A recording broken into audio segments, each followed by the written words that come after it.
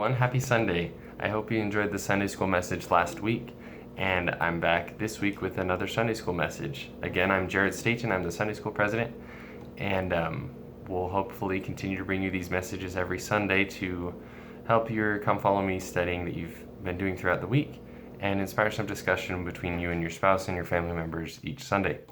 The Sunday school message this week is from Mosiah chapter 29 through Alma 4, which are the chapters that we were reading this week for Come Follow Me.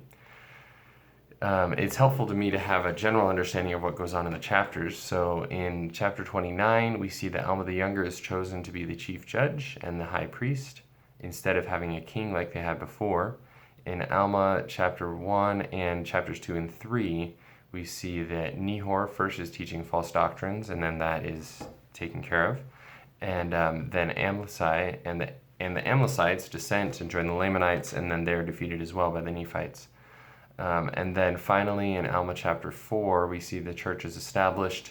Some iniquity enters the church, but then Alma leaves his position as chief judge to go and teach the people.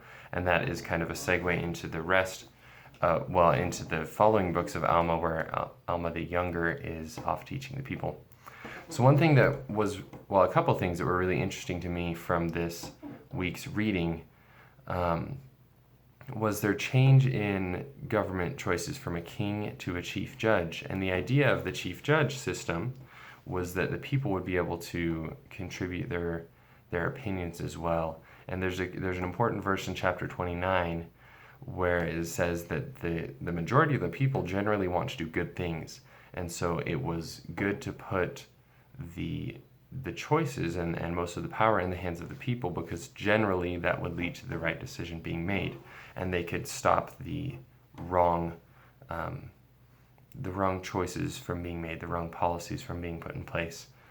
For example, in Alma chapter 2, in the beginning of Alma chapter 2, when Amlici is starting to teach the people and tries to become king, the people vote for him to not be the king, which ended up being a really good choice.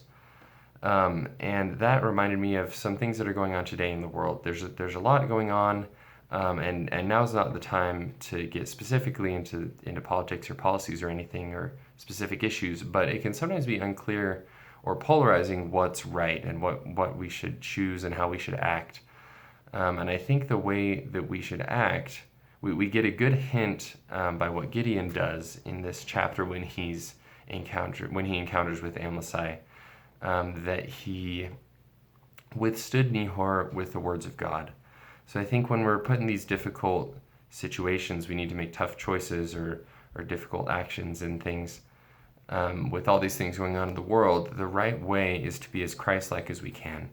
The right way is to love people as much as we can and try and do what Christ would do, just like Gideon did. Gideon didn't have anything personal, anything specific against Nehor. He just wanted to be Christ-like, and he did strive to be Christ-like, and he stuck with the words of God and tried to protect the people.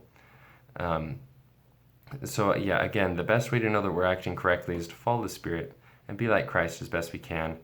With everything going on today, I know that if we try to be Christ-like in every way that we can, we will be closer to our families, we'll be closer with the people around us, we'll brighten people's days, and also God will be with us more and we'll receive more blessings from Him. I hope that this message and the rest of the reading can inspire some discussions between you and your spouse and your family members, and that you can have a great Sunday today. And we'll see you again next week for another Sunday school message.